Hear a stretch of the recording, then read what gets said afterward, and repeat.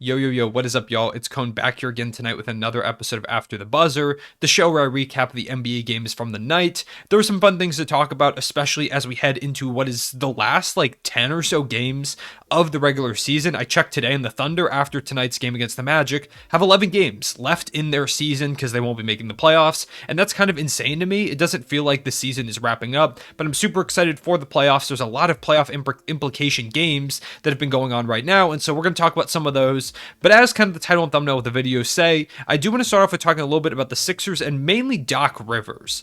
My older brother, if you didn't know Ryan, follow him on Twitter, by the way, at Ninja Bands. He's a Sixers fan. And so I watch a lot of Sixers games with him. And just in general, being a basketball fan, I watch a lot of Sixers games, especially after the addition of James Harden. I'm super curious to see how that dynamic works. And it's been pretty good for the most part. But there have been a couple games here and there where things kind of feel off. And really, even over the course of the season, dating back to even last year with their collapse in the playoffs against the Atlanta Hawks, there have been a lot of questions about Doc Rivers, about is he the right coach for this team? Is he holding them back?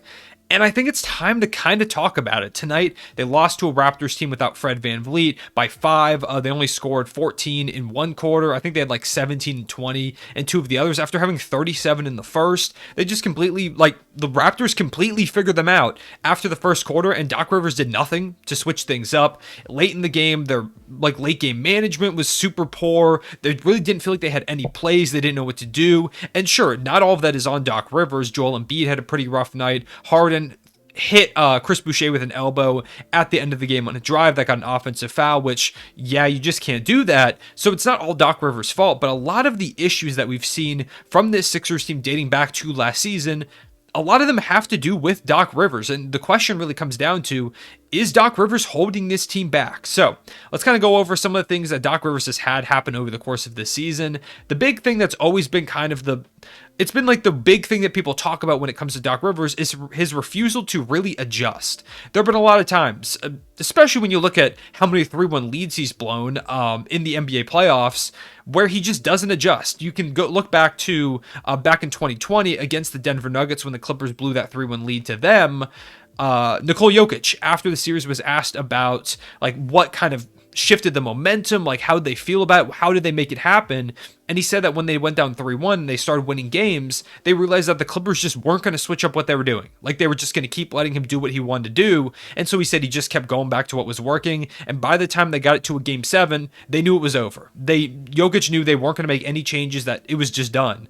And then you have Tyronn Lue come in, and he had a phenomenal season last year and this year with the Los Angeles Clippers, making some incredible adjustments in multiple playoff series last year to get them to their first Western Conference Finals and take the eventual Western Conference champion Phoenix Suns to 6 games without Kawhi Leonard. It was a super impressive feat by Tyronn Lue, and it's been night and day with him at the head coaching position. So when you look at Doc Rivers over here on the Sixers, you look at things like the Hawks series, and multiple times over the course of this season in particular, there have been a lot of times where the Sixers have blown double-digit leads. I tried to find the stats on how many they've blown and where that ranks in the league, but I couldn't find it. But all I know is I do follow a lot of Sixers fans on Twitter, and just from watching their games, it feels like every other night there's a game where it feels like the Sixers should be blowing someone out, or they start to really get ahead on a team, and then they just collapse, or they fall right back to it's a dogfight. And even if they come out on top, it takes way more effort than it needs to. It never feels like this Sixers team dominates opponents like you think they would, having Joel Embiid and James Harden.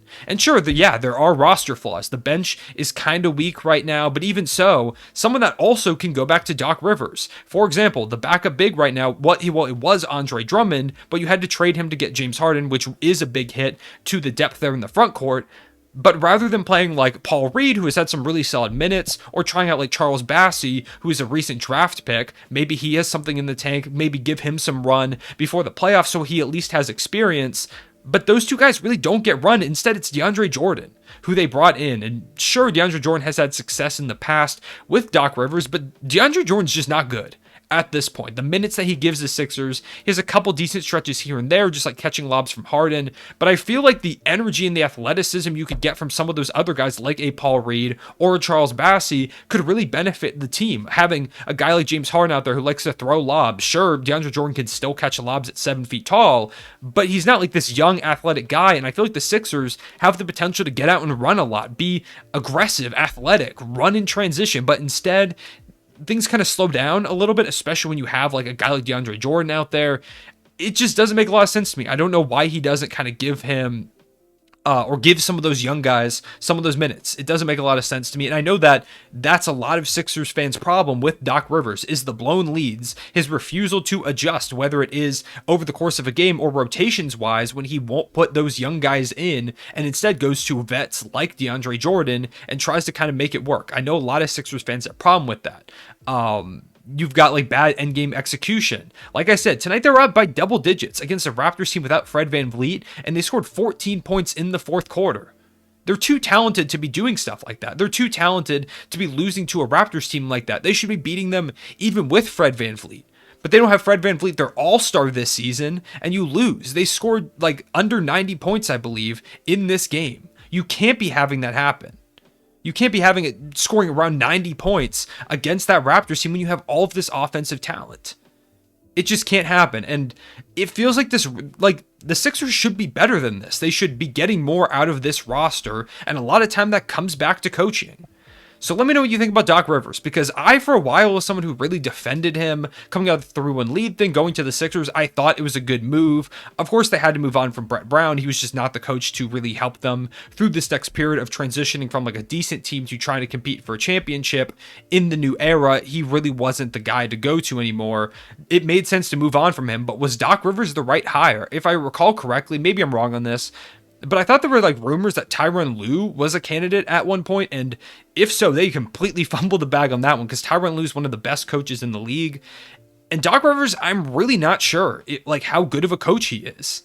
He's all right, I guess, but I really don't there are no real fan bases who are super happy with the job that he's done for their teams over this last stretch of his couple last tenures. So let me know what you think. I really don't have a stance on this, whether he is holding them back. I don't know if he's the coach, because I really just feel like he's not maximizing the talent the way they should be, blowing all these leads, not blowing teams out. It's a problem. So conversely, you also have the beginning of the year where Embiid missed some time and like the Sixers had guys missing time back and forth. And even without Ben Simmons, the Sixers were a really solid team. And so I do think Doc Rivers deserves some credit for that. And so that's just, that's kind of where the disconnect is. I don't know. Let me know what you think about Doc Rivers. I'm curious to hear what you have to say. Moving on from that one, the Sacramento Kings caught another L to the Phoenix Suns, 127-124. Mikal Bridges had a 27-piece, 31 from Devin Booker, 21 from Landry Shamet, who was really, really good in this one. The Phoenix Suns, as usual, continue to win despite missing Chris Paul. They're just the best team in the league at this point. There's not much else to say. As for the Kings, they did not have De'Aaron Fox in this one. Davion Mitchell, in his absence, played really well in 46 minutes. He had 28 points and 9 assists, 18, 12, and 6 for Sabonis, 21 for Harrison Barnes, but the Kings catch another L. And at this point, right now, they're the 5th team in the lottery.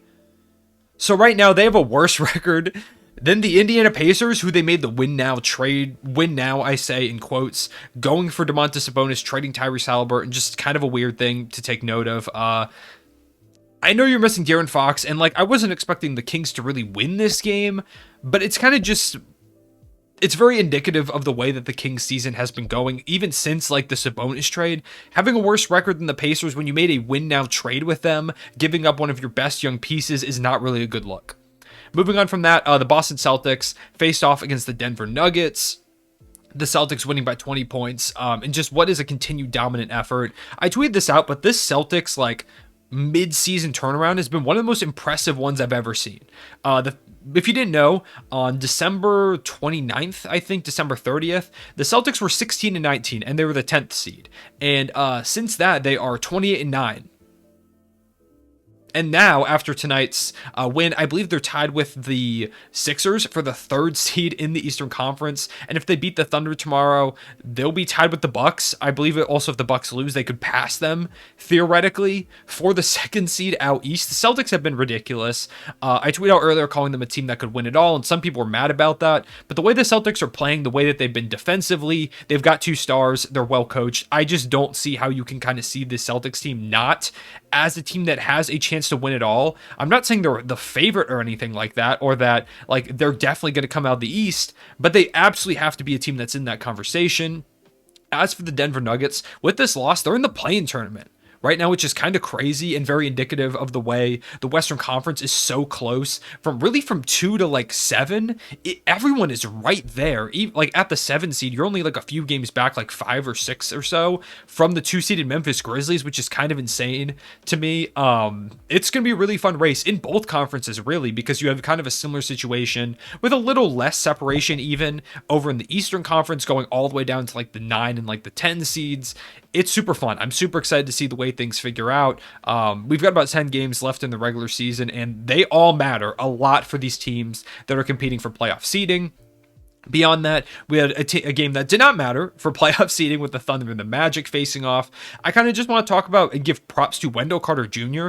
He's been so good. He had 30 points against us tonight for the Magic to go with 16 rebounds in 31 minutes. And sure, the Thunder don't really have like a center, but really Wendell Carter Jr. has been phenomenal all season. He's a guy that for a while I've kind of seen as maybe having like an Al Horford type role in the future, or like an Al Horford type ceiling.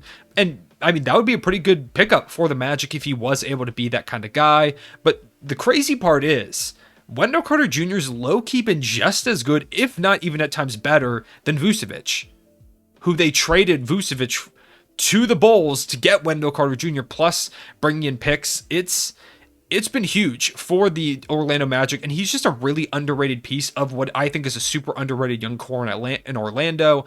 They're doing something really fun down there, so shout out the Orlando Magic. And finally, the Utah Jazz beat the New York Knicks by 15 points, 108-93. Donovan Mitchell, 36 points, 8 rebounds, 6 assists. It's no wonder the Knicks want to try and pick him up in free agency. You had 23, 6, and 4 from Jordan Clarkson. Just a really solid game. 14 from Royce O'Neal. On the Knicks side of the ball, Julius Randle was really bad tonight. He only had 13 points. RJ Barrett continues to be really solid in 43 minutes. He had 24, 7, and 3. You had 17 from Fournier, 16 from Quickly. Off the bench, other than Emmanuel Quickley, they had 9 points from Obi Toppin, nothing from Quentin Grimes. They were in a really tight rotation tonight, and it didn't really matter. The Knicks just continue to be unable to grab some wins, and not much else to say there. So those are my thoughts on the game tonight. Let me know what you thought in the comment section down below. Also, let me know what you're kind of looking forward to in this last stretch of the season. Also, let me know you're liking March Madness. I might make a video or two talking about some of my favorite prospects that I've noticed or that I've just continued to watch over the course of March Madness. If you do want to see that, let me know in the comment section below. And like I said, going back to the beginning of the video, let me know what you think about the Doc Rivers situation. Should he be fired? Obviously, you're not going to fire him this season, but is he ultimately the coach to lead these Sixers to a championship, or do they need to move on? Let me know in the comment section below. I appreciate y'all watching. Make sure to leave a like and subscribe, and I will see you all later. Real one.